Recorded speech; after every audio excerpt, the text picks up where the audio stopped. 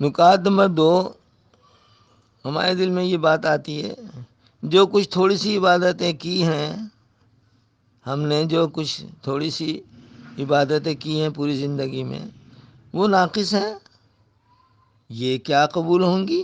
ایک تو یہ ہمارے دل میں اکثر بات رہتی ہے یہ، ارے بھائی اللہ تعالیٰ نے ہمیں توفیق دی ہے، جبھی تو ہم توفیق دی سے تو ہم نے کی ہے، وہ تھوڑی بہت جتنی بھی کی ہیں اس میں ہمارے نفس نے شرارتیں کی ہیں اور پورا خیال دھیان نہیں رہا وہ عبادتیں کرنے میں، اخلاص بھی جاتا رہا، لیکن کیا تو ہے۔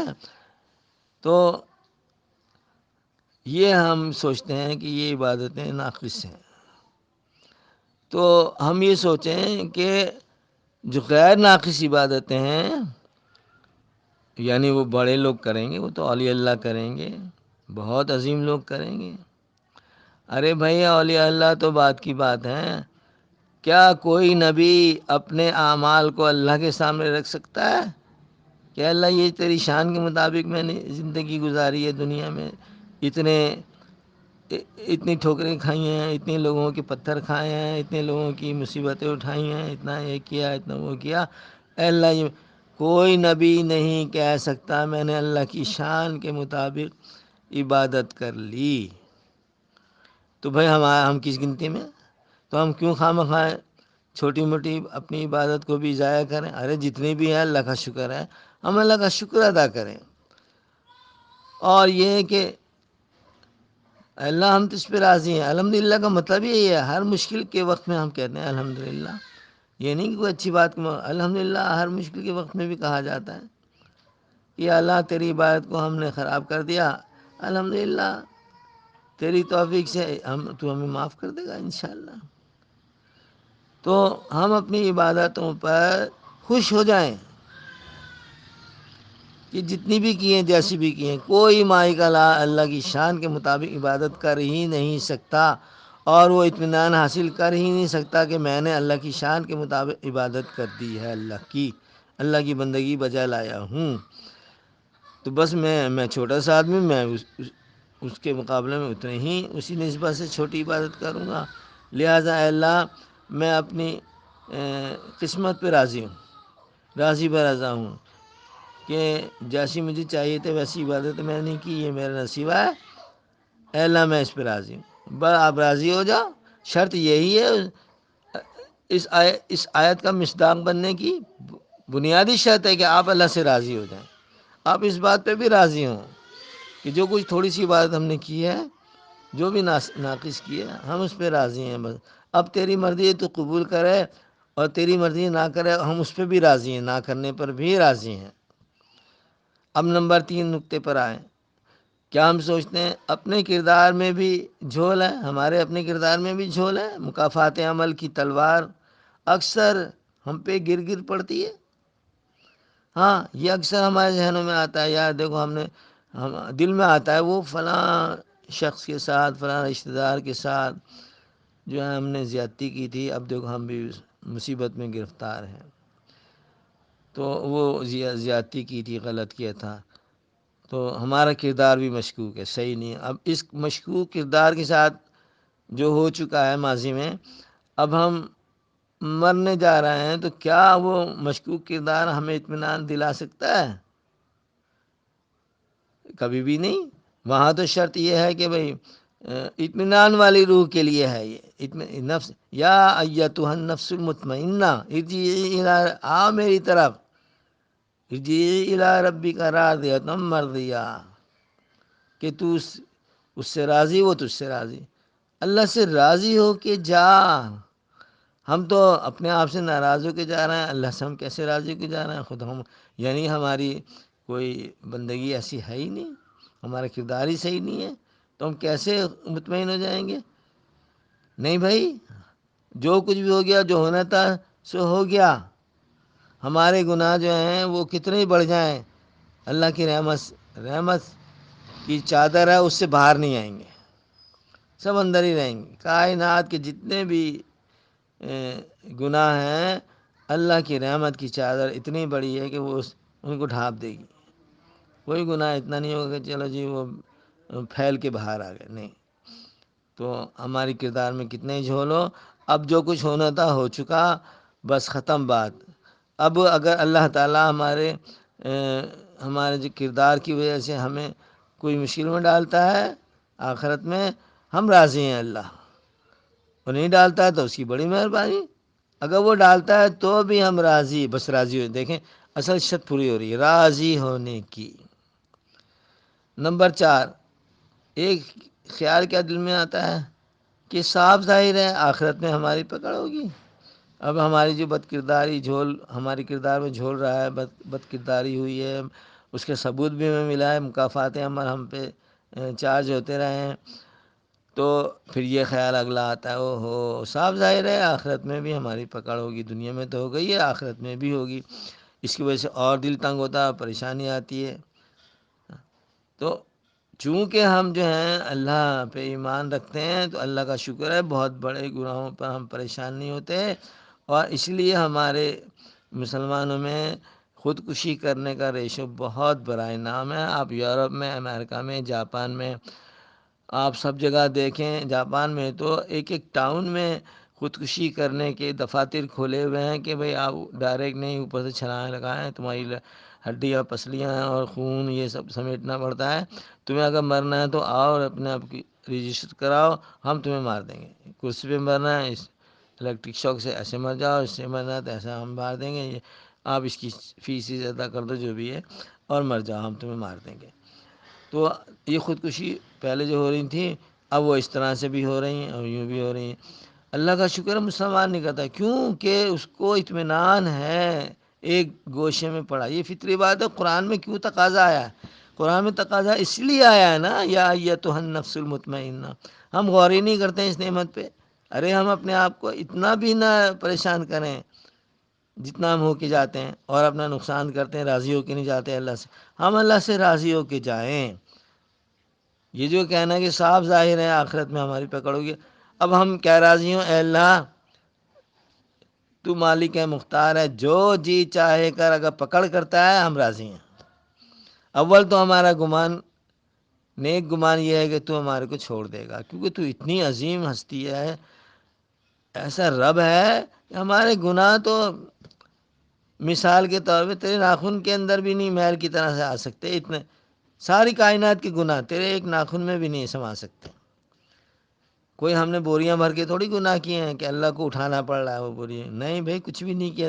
تو اللہ تعالیٰ کے نزدیک ہمارے گناہ کوئی گناہ نہیں ہے۔ وہ چاہے تو فَمَن يَعْمَلْ مِثْقَالَ ذَرَّةٍ خَيْرًا يَرَهُ وَمَن يَعْمَلْ مِثْقَالَ ذَرَّةٍ شَرًّا يَرَهُ۔ مقصد کیا ہے کہ اللہ کی قدرت اور طاقت کا اظہار کیا اللہ نے اس آیت میں۔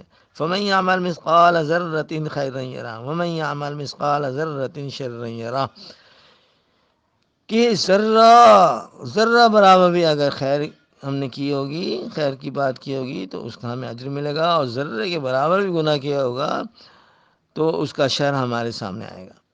تو شر ہمارے سامنے آئے گا، ضرورت نہیں ہے کہ اس کے اوپر عمل بھی ہو جائے۔ اللہ تعالیٰ شر تو دکھا دیں گے، تم نے تمہارے گناہوں کا یہ شر ہے، دیکھو کتنا سنگین ہے، جاؤ ہم تمہیں معاف کرتے ہیں۔ تو یہ گمان لے کے جائیں ہم مرنے سے پہلے کہ اللہ معاف کر دیں گے، ہم یہ لے کے نہ جائیں کہ اللہ ہماری پکڑ کرے گا۔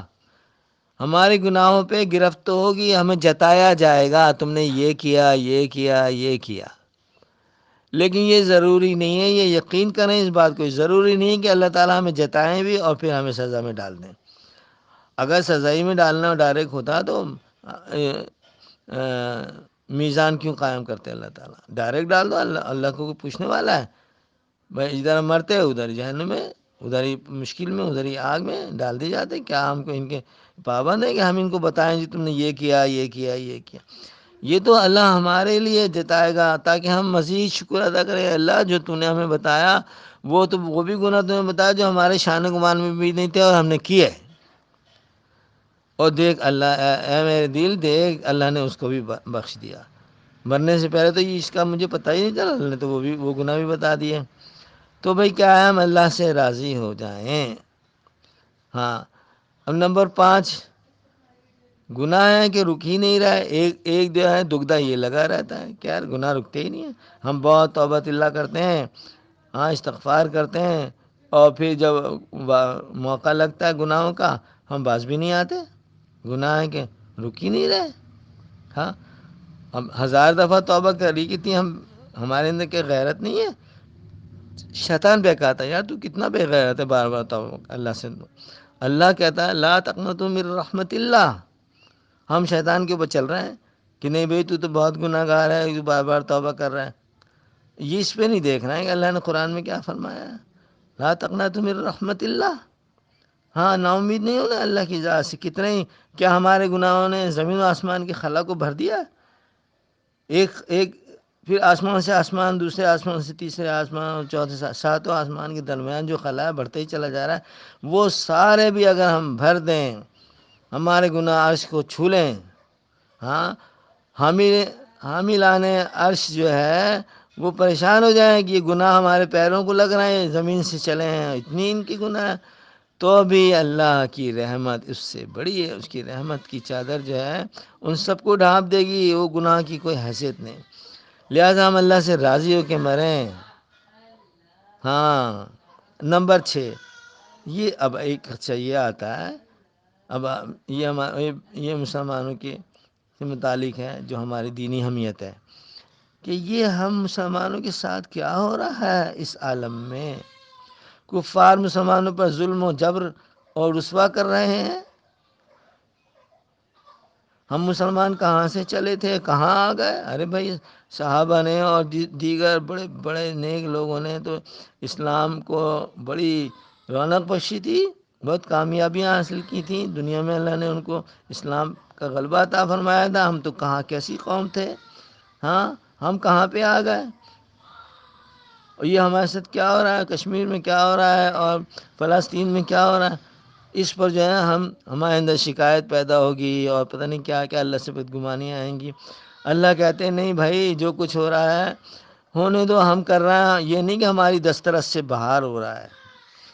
یہ جو بامبنگ ہو رہی ہے، جو کچھ ہو رہا ہے، یہ توفیق تو ہماری دی ہوئی ہے۔ ہم نیگیٹو بھی توفیق دیتے ہیں، پازیٹیو بھی توفیق دیتے ہیں، تمہارا کوئی اختیار نہیں۔ ایک تکوینیات ہے، ایک تشریعات ہے، تم تشریعات کے مکلف ہو، تم تکوینیات کے مکلف نہیں ہو۔ تو یہ جو کچھ ہو رہا ہے ہم اس پہ کڑیں، اس پہ دعائیں کریں، اپنے گناہوں کی معافی مانگیں۔ اللہم اغفر لی وللمؤمنین والمؤمنات والمسلمین والمسلمات الاحیاء منہم والاموات، خوب دعائیں کریں، لیکن بدگمان نہ ہوں۔ ہماری دعائیں ضرور اثر کریں گی، اور نہ بھی کریں تو ہم کیا، ہم تو اللہ کے بندے ہیں۔ یہ تو نہیں کہ ہماری دعائیں جو ہیں اللہ کو دبا دیں گی، اللہ کے فیصلوں کو دبا دیں گی، نہیں نہیں نہیں، ہم تو بندگی کے لیے دعائیں کر رہے ہیں کہ ہماری بندگی ادا ہو جائے۔ باقی اللہ بادشاہ ہے، اللہ مالک ہے، کوئی اس کو پھر کوئی کسی قسم کا دباؤ نہیں ڈال سکتا۔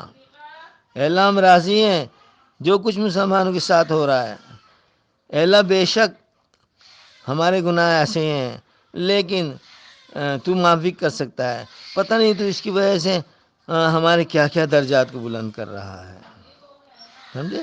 ہمیں جو تکالیف آ رہی ہیں، جو پریشانی آ رہی ہیں، جو بیماریاں آ رہی ہیں، وہ تکفیر سیئات ہیں اور رفع درجات ہیں۔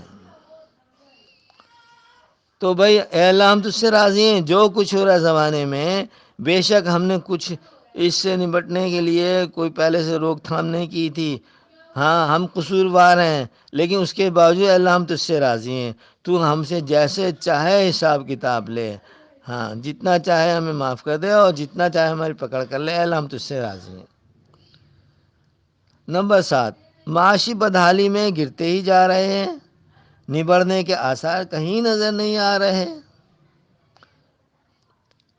ہاں، یہ بھی ایک مسئلہ بنا رہتا ہے کہ ہم تو معاشی طور پہ دیکھیں، دنیا کی کفار قومیں ہیں، مجوسی ہیں، ہنود ہیں، یہود ہیں، عیسائی ہیں، اور پتہ نہیں کس کس نسل کے لوگ ہیں، ان کے اپنے اپنے عقائد ہیں، کیا کیا غلیظ عقائد ہیں، اور وہ خوشحالی کی زندگی گزار رہے ہیں۔ ہم ہیں کہ معاشی بدحالی میں، اے اللہ ہم تیرے بندے ہیں، جس حال میں بھی تو رکھے گا، بے شک ہماری بدعمالیوں مکافات بدعمالی ہوگی یہ، لیکن یہ اللہ ہمارے اختیار سے بھی باہر ہے کہ ہم کیسے اپنے آپ کو صحیح کریں۔ ہاں، اگر تو چاہے گا یہ معاشی بدحالی ختم کر دے گا، تو تیرا شکریہ، اور نہیں کرے گا پھر بھی ہم تیرے سے راضی ہیں۔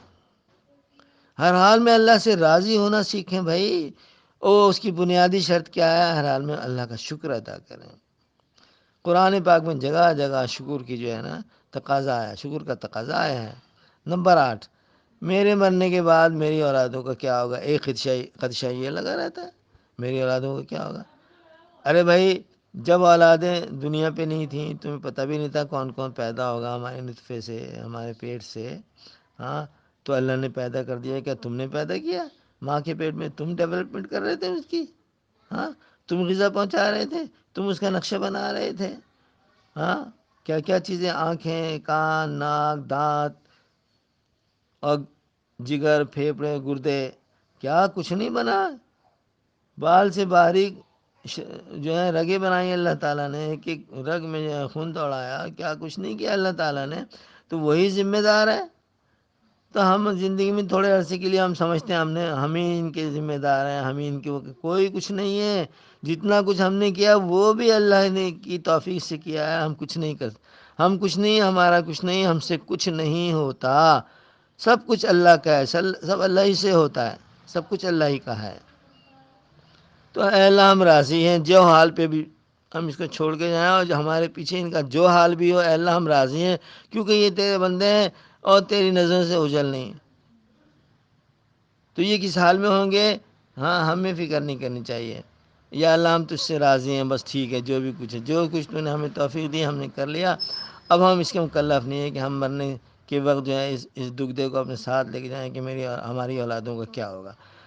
ہم کون ہوتے ہیں؟ ہم تو مخلوق ہیں، تو خالق ہے، تو نے پیدا کیا ہے، تیرے پاس اختیارات ہیں، تو تیری مرضی ہے، تیری چاہت پوری ہوگی۔ اے اللہ ہم راضی ہیں کہ تیری چاہت کیسے پوری ہو، چاہے ہمیں وہ تیری چاہت ناگوار لگے، چاہے گوارا کریں، خوشگواری کے ساتھ آئے ہماری اولادوں پر، ہم ہر حال میں تجھ سے راضی ہیں۔ دیکھیں قرآن کی آیت کا یہ مقصود ہے، اگر آپ راضی ہو جاتے ہیں تو اے چین پکڑے، واپس چل اپنے رب کی طرف، اخروی زندگی کی طرف۔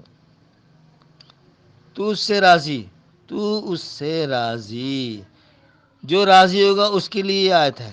اور ہم زبردستی راضی ہوں، اللہ کے نام لکھوا دیں کہ ہم اللہ سے راضی ہو کے مرے ہیں، اور اس میں ہمیں کوئی محنت نہیں کرنی پڑے گی کہ جی ہم بستر پہ پڑے ہوئے ہیں اور ایسی ہے، ہم خوب تہجد گزاریاں کریں، خود تلاوت کریں، اور خوب مال و اسباب جو ہیں اپنی جائیداد کو نثار کریں اور صدقہ کریں، یہ کریں، کچھ نہیں کرنے کی ضرورت ہے، خالی راضی با رضا ہو جائیں۔